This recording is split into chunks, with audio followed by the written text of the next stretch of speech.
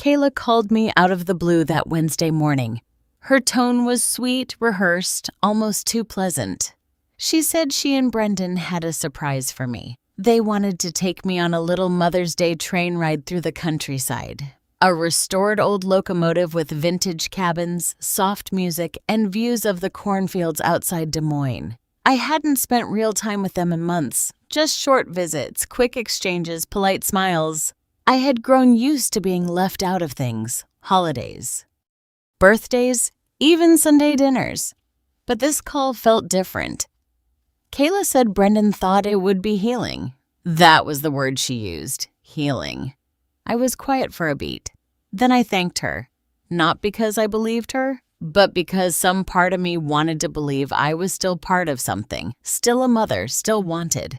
Brendan didn't call me himself. He texted 2 words later that night. Can't wait. So, I packed a light overnight bag just in case. I brought my lavender scarf, the one my husband gave me on our last trip together before he passed. I packed ginger candies, a pen, and my leather journal. I hadn't written in weeks, but maybe I'd want to. They picked me up the next morning in Kayla's car. She had on a soft yellow dress and a scarf tied neatly around her neck like a flight attendant from an old movie. Brendan stayed on his phone most of the ride.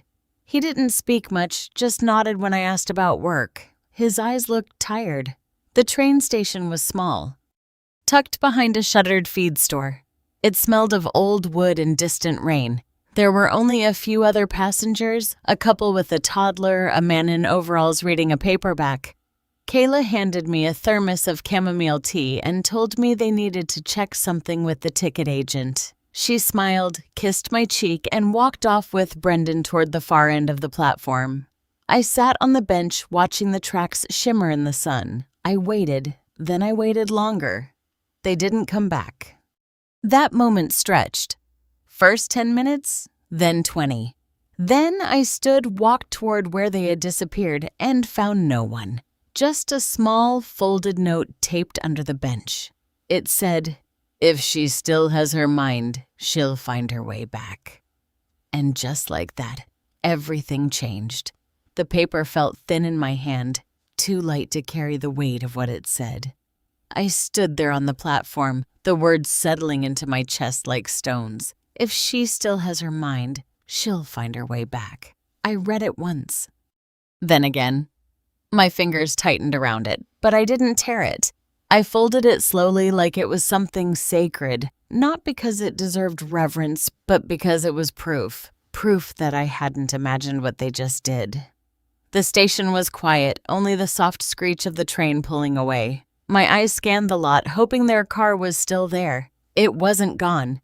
Just like that. No phone, no purse, just me. A thermos of tea and my scarf. I walked back inside the station. It was barely a room. 2 benches, a corkboard of faded flyers, a vending machine blinking red. The attendant had stepped out for lunch. There was no one to ask, no one to say it out loud to. I sat for a moment, then stood, then sat again. My knees had that buzz they get when I'm overwhelmed, not from walking, but from holding back emotion too long. I took a deep breath, not to calm down, but to anchor myself. I was not confused. I was not lost. I had been left. I walked outside. The sun had shifted. What was once warm now felt hollow. I followed the main road out of the station. Gravel turned to cracked sidewalk. Sidewalk turned to dirt. I walked. Miles blurred. Houses thinned out. The landscape stretched wide like the pages of a forgotten book. By the time the sun began to lower, my legs were trembling. I stopped near a faded green gas station that looked like it hadn't seen customers in hours. I leaned against the side wall, breathing through my nose. Pressing my palm to my chest, a pickup truck pulled up to the pump. Out stepped a man in a flannel shirt and car keys. He moved slowly like his joints were more memory than motion. He glanced my way, said nothing, just nodded, then filled his tank. When he walked past me to go inside, he paused.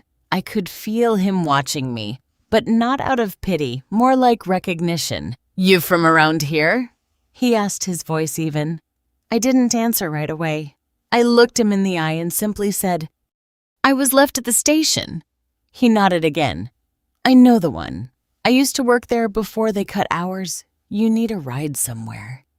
I paused, then said, "Yes," not because I trusted him fully, but because I had no other choice left to trust.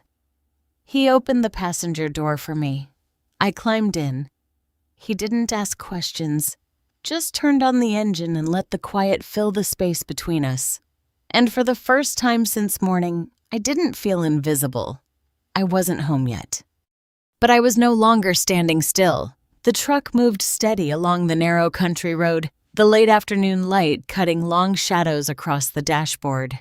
I leaned back in the seat, grateful for the warmth coming through the heat events. My legs ached. My back throbbed from the hours of walking, but my mind was clearer than it had been in days. The man beside me said his name was Harold. He didn't offer more than that, and I didn't ask. There was something comforting in the silence between us. Like we were two people who understood that sometimes words just clutter the truth. He didn't take the highway. Instead, he followed back roads lined with tall grass and old fence posts, leaning like tired men. I noticed the way he drove carefully, like someone who knew every bend and bump from years of repetition. Every few minutes, he glanced my way without turning his head, just enough to check if I was still breathing, still grounded. I told him my name eventually, Elelanina. He nodded, like he already knew. By the time we reached his house, the sky had begun to dim. It was a modest place, tucked behind a row of bare oak trees. The siding was weathered, and the front steps creaked under my weight. He opened the door for me, let me sit in the old recliner near the window, and disappeared into the kitchen. When he returned, he handed me a cup of black coffee and a sandwich wrapped in wax paper. I ate slowly. Every bite reminded me I hadn't eaten since morning. He didn't press for details, just let me be. Later, he set up a cot in the spare room. No questions, no lectures, just kindness. I didn't sleep much that night. The room smelled faintly of cedar and dust. I lay there listening to the wind move through the trees outside. In the silence, my mind ran through the pieces again. The phone left behind the mumbled excuses, the paper note, the vanished car. There was no misunderstanding, no mix-up. This had been deliberate. The next morning, Harold drove me home. We didn't say much. He let the radio fill the space, soft guitar strumming beneath a steady voice, talking about snow in the forecast. When we pulled into my driveway, I hesitated before stepping out. The front door looked unchanged, but everything else felt off, like I was approaching a house I no longer fully belonged to. He didn't offer advice, just handed me a folded note with his phone number and said, "If you ever need someone to remember what really happened, I'm around." I nodded and stepped out. The house was quiet. Too quiet. I unlocked the front door and pushed it open. The smell of my lavender diffuser had faded. The hallway mirror was smudged. The kitchen chairs were slightly moved. Subtle, but enough to tell me someone had been there with intentions that had nothing to do with cleaning or kindness. I moved to my bedroom. One of the drawers was left cracked open. Inside, my file folders were rearranged. My power of attorney documents, health proxy forms, things that had been in place for years were now scattered. Some papers were missing. Some looked replaced. The safe in the closet was still locked, but I noticed scratches near the keyhole. Not deep, but recent. I sat down slowly on the edge of the bed. The tea kettle whistled faintly from the kitchen. I hadn't turned it on. Something had shifted. I wasn't just left behind anymore. I had been targeted. And now I needed to decide whether to stay quiet or start preparing for what I suspected was coming. When Harold pulled into my driveway, the air felt different. It wasn't just the cool breeze or the overcast sky. It was something in my bones. Something off. I thanked him again and stepped out of his old truck with a heavy silence between us. He didn't ask any questions, just a small nod before pulling away. The front porch light was on. That was strange. I always turned it off before I left. Inside, everything looked in place at first glance, but as I stepped in further, something started gnawing at me. The scent, it was too clean. A chemical lemon smell hung in the air. I hadn't used that brand of cleaner in years. My usual lavender oil was gone. My rug was slightly shifted the way it might be if someone were trying to tuck something back in place. I went to my study. The drawer I kept locked, the one holding legal documents and personal papers, had scratches near the keyhole. Barely visible, but I had seen enough in life to know what those meant. I opened it slowly. The documents were still there, at least the ones I expected. But the envelope labeled Property Deed, Westbrook House, had been moved. Not missing, just touched. A page bent back slightly. The seal was loosened, not broken. My heartbeat was calm, oddly steady. I placed the envelope on my desk and turned on my old desktop computer. My hands moved with muscle memory. I opened my banking app. Security questions. Password 2-step verification. There it was. A new name listed under access permissions. Kayla M. Givens, added 3 days ago. My fingers hovered over the mouse. I clicked into the recent activity section. There had been no transfers yet, just the permission granted, but that alone was enough. No call, no discussion, no signed letter from me. That name should not be there. I closed the laptop. I sat in the armchair near the window, the one I always used to read. The house was quiet, but I no longer felt at home. Not really. I thought about the way Kayla looked at me last week, the way she slowly placed her hand on my arm and smiled with too much sympathy. The kind of sympathy people offer just before they move you somewhere quiet, somewhere far away. I stayed there for nearly an hour watching the wind play with the old maple outside. I didn't cry. I didn't pace. I didn't even get angry. I just breathed. Deep, even breaths.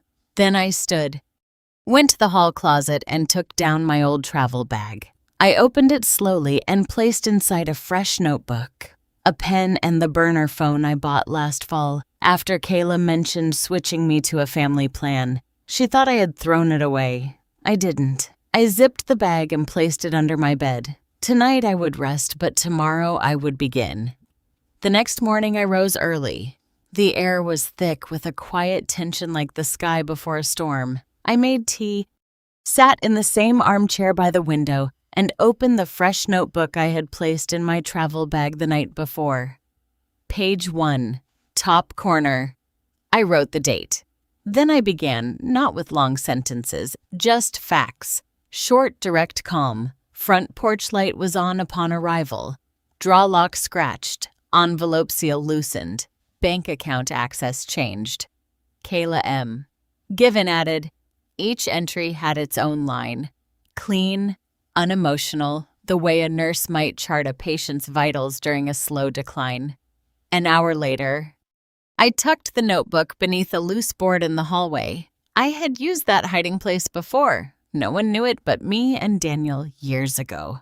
I felt a flicker of warmth at the memory of his trust. Then it passed. That afternoon, Brendan called. His voice had the same worn-down softness I remembered from his childhood, like he was always apologizing in advance. He asked if I needed anything. I told him I was fine. He said he might drop by tomorrow just to check in. I didn't ask why. I thanked him and ended the call. The next day, he arrived around 4 o'clock, brought soup, sat awkwardly on the couch while I moved slowly around the kitchen. "I'm glad you're back safe, Mom," he said. Eyes lowered. I nodded, not meeting his gaze. "Thank you." He asked about the trip. I answered with vague words. Then I paused in the middle of putting spoons away and let the silence stretch. "Kayla's been worried about you," he said finally. I turned, looked at him with a softness I practiced earlier in the mirror. "She's kind," I said, then turned back to the drawer. He left after 20 minutes. I waited until the sound of his car faded, then went to the front door. I had placed a small sticker just behind the trim earlier that morning. It was peeled.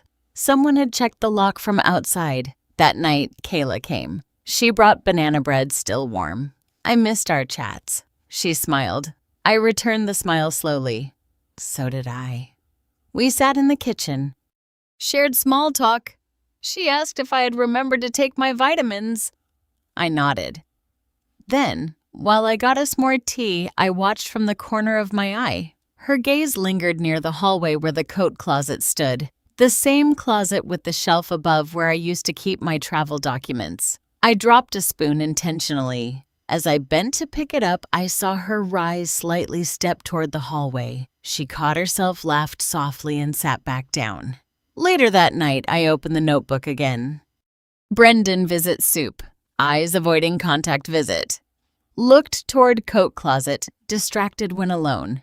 Then I closed the book and locked it away. I didn't sleep right away.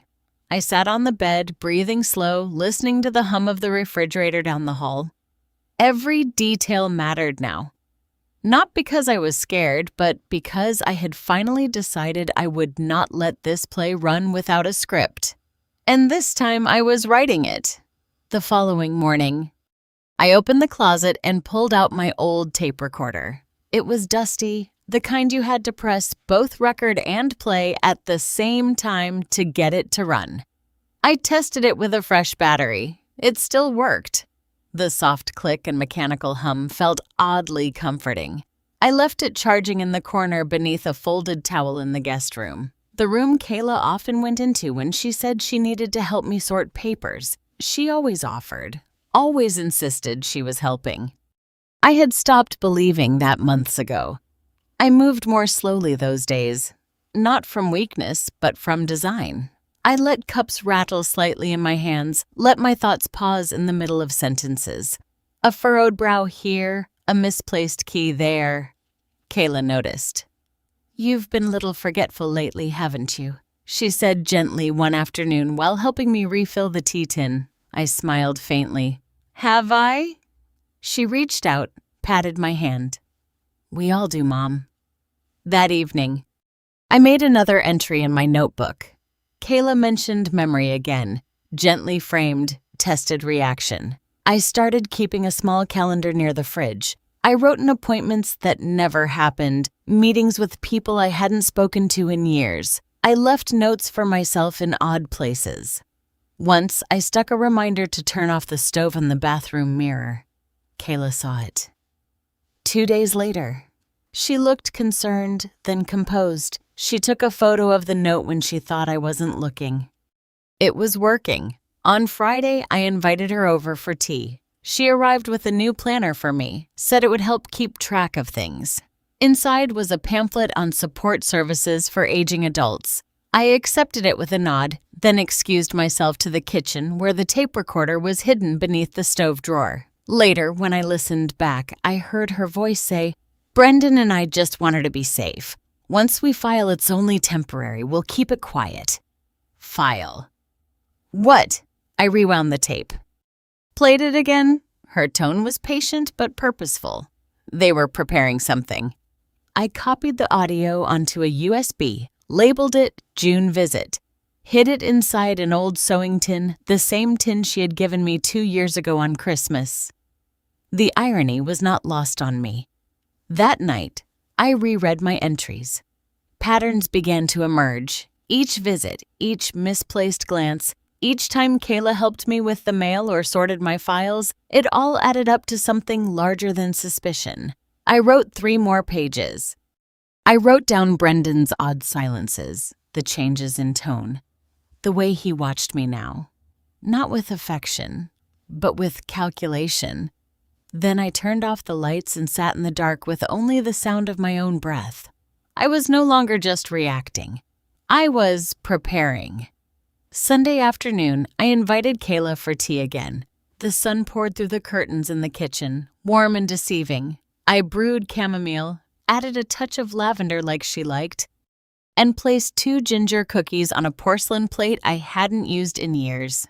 Everything felt measured. She came in cheerful, her voice syrupy sweet, the kind she used with her students. I listened carefully as we talked. My eyes never left her face. She commented on how peaceful the house felt, how nice it was that I still had a routine. She didn't know that I had already placed the recorder underneath the cushion of the armchair across from her, the one she always sat in. We talked about light things, Brendan's work, a student of hers who brought her a flower. Then she brought up the planner again. "I've started tracking a few things for you," she said, her fingers brushing the edge of her teacup. "Oh, just little thing, doctor's renewals. Brendan and I. We might help with managing your appointments soon. There's a process for that." Her eyes never left the rim of her cup when she said it. "Sounds important," I said softly. She nodded. Then, like it was nothing, she said it. "We've already started filing for temporary guardianship, just until things settle. It's what's best for you." I felt my heart slow, not race. I had rehearsed this moment in my mind. I gave a slow nod, reached for a tissue, and pretended to dab my nose. She reached out and patted my hand again, always the gentle authority. Later, when she left, I retrieved the recorder, played it back once, then twice. Her voice was clear, calm, as if discussing groceries. The words were there. "We've already started filing." That night, I sat at the kitchen table with my notebook open, staring at the sentence I had just written. Then, I did something I hadn't done in over 5 years. I picked up the phone and dialed Martha Reed's. She picked up after the second ring. Her voice was crisp, steady, just as I remembered from our yoga days. I reminded her who I was. She laughed, remembering the class where I fell out of tree pose and blamed the draft. But when I told her what had been happening, her tone changed. "You've got documents," she said. "Calm, but direct. I do. And recordings. Songs. Good. Do not confront them. We'll start with a freeze." The next day, I met Harold at the local diner. We hadn't spoken much since the day he drove me back from the station, but his presence had lingered. He listened without interrupting, then nodded once and pushed his plate aside. "I've got an extra lockbox at home, and a spare key." I handed him the USB drive, the notebook, and a sealed envelope with my most recent will. He placed them in his coat pocket without fanfare, then poured more coffee and talked about the weather. There was no drama, no raised voices, just two people moving pieces into place, and for the first time in weeks, I slept through the night. I met Martha in a quiet back room at the Senior Legal Center downtown. The building smelled of wood polish and old paper, familiar grounding. She wore her gray blazer and flats like armor. But when she saw me, her face softened. I handed her the USB, the notebook, and a printed copy of my will. She asked if I had a backup. I nodded. Harold had a second copy. We sat across from each other as she opened a legal pad and began to take notes. I told her everything from the train station, the note, the missing paperwork, Kayla's calm tone when she spoke of guardianship. Martha barely blinked. She just wrote and underlined and nodded. "Coercive elder abuse," she said quietly. "It's more common than you think, especially with a well-meaning son and a strategic daughter-in-law." She showed me a legal form called a preemptive protective injunction. It was designed for cases where someone suspects others are planning to override their autonomy. It wouldn't accuse. It would simply freeze movement, prevent anyone from gaining control until a hearing was held. I signed it. Her hand firm on mine when I hesitated for a second. "We'll file this under seal. Brendan and Kayla won't even know it exists until they try to act." I thanked her. She waved it off and reminded me to keep my routines as usual, make them feel like nothing has changed. Back at Harold's, I stayed in the spare room that smelled faintly of pine soap and old clocks. He never asked questions, just made sure I had hot tea at night and oatmeal in the morning. He kept my box in his workroom. I noticed he'd added a new lock on the back door. One afternoon, while I was sitting on the porch, Brendan called. His voice was cheerful, breezy. He asked how I was feeling if I needed anything, then mentioned that Kayla had set up a meeting with someone at the bank to go over things. I told him I was grateful for their concern, that I trusted their judgment. He said, "That's good, Mom. We just want to make sure everything's in order." The next morning, Martha called to confirm the court date had been set quietly, privately 3 weeks from now. Until then, I needed to stay quiet, play slow, appear uncertain when they asked, say thank you when they brought soup, let them believe the narrative they had written for me. So I did. I went to brunch with them that weekend, sat across from Kayla while she told Brendan about planning a beach trip. I laughed at her stories about her students and asked about the garden. Later that evening, I caught her near the hallway glancing into my office again. I offered her tea. She declined, said she was tired. I smiled and let her go. That night, I returned to Harold's and sat in silence. I wasn't angry. I wasn't even sad anymore. I was steady. The pieces were moving, and they didn't even know the board had changed. Brendan arrived just after noon unannounced. I had just finished watering the porch ferns when I heard the familiar sound of his tires on the gravel. For a moment I considered not answering the door, but I dried my hands and opened it. He stood there in a crisp polo, holding a paper bag from the bakery I used to love. He smiled, but it was tight. His eyes flickered past me into the house. I stepped aside, letting him in.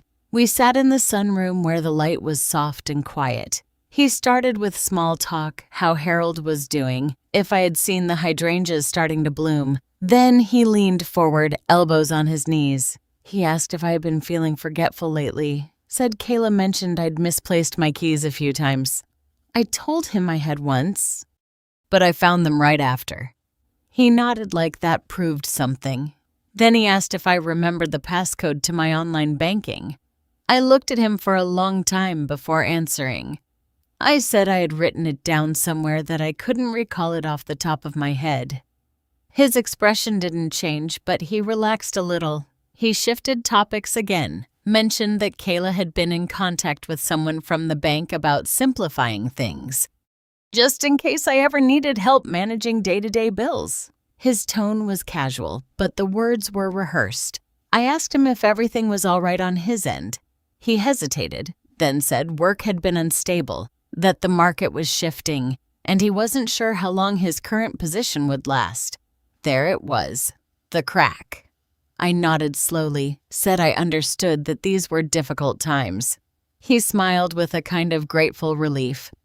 Then he told me gently that he and Kayla were talking with a consultant about future planning, that some paperwork might come through in the mail and not to be alarmed. I asked if it was about my medical directives. He said yes, among other things. He said it was just so they could help me if anything happened. He used the phrase, act in your best interest. That was the moment everything became clear. Brendan, my son, had crossed the line. Not because he wanted to hurt me, but because he had convinced himself I needed protection.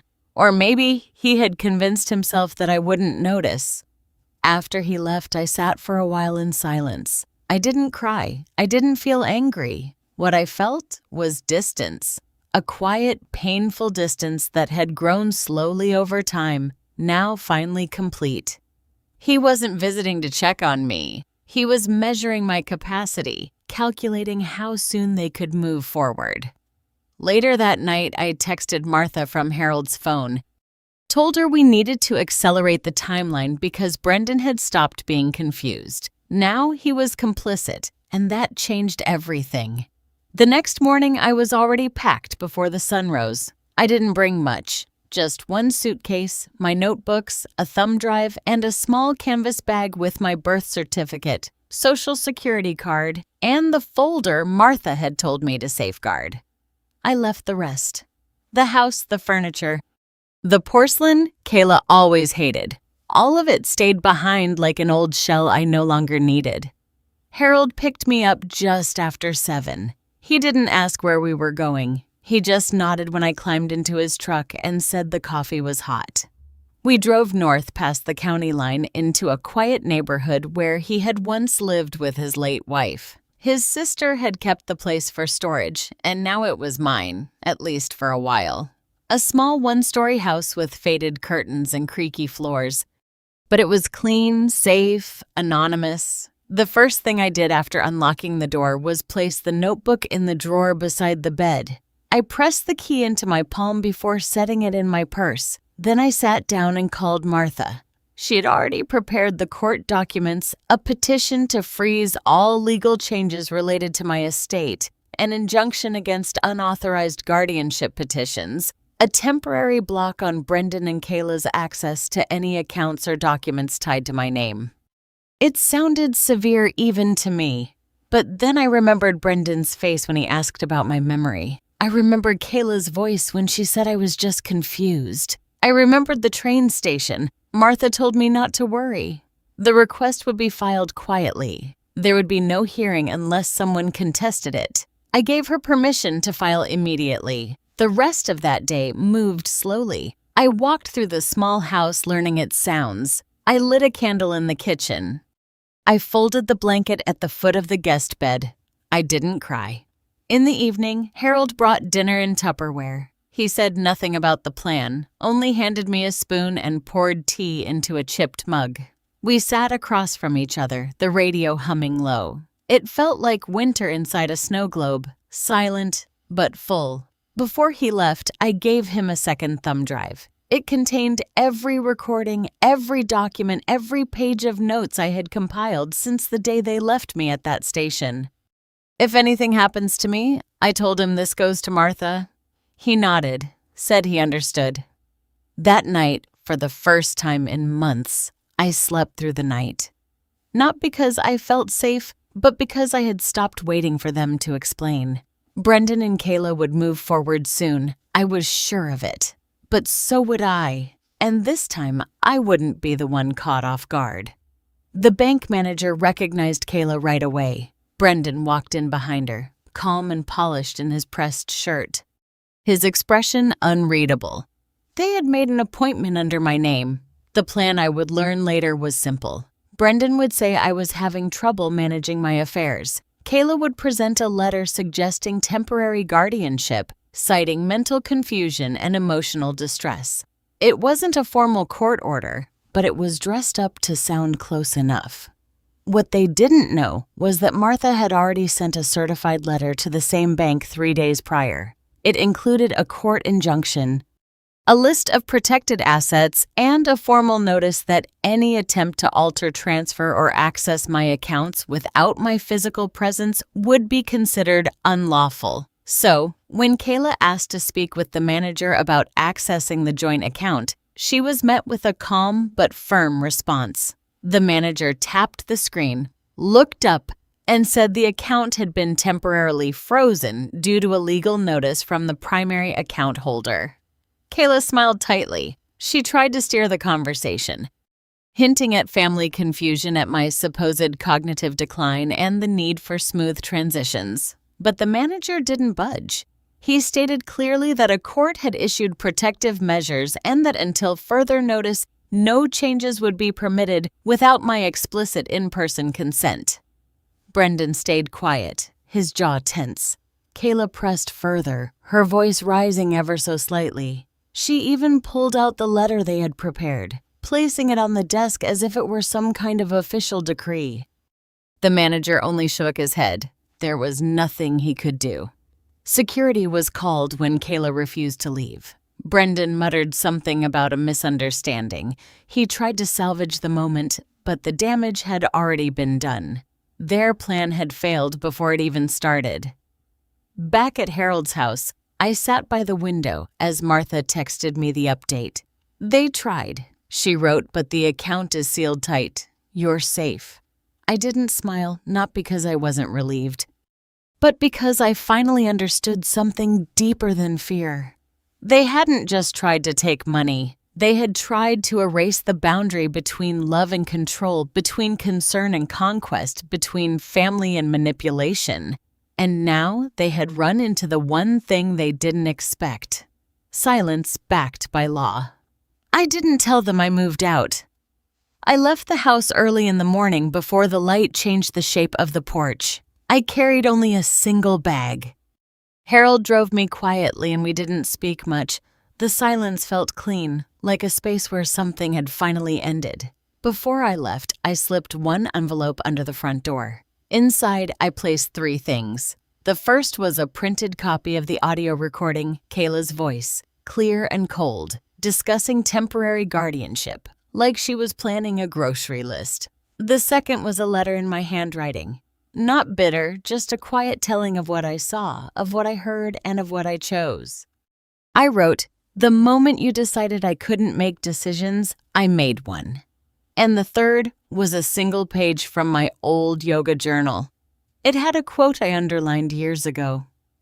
"When they believe you're weak, they forget you still remember."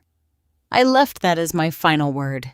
There was no announcement, no public scene, no confrontation in the living room, only silence and a sealed letter.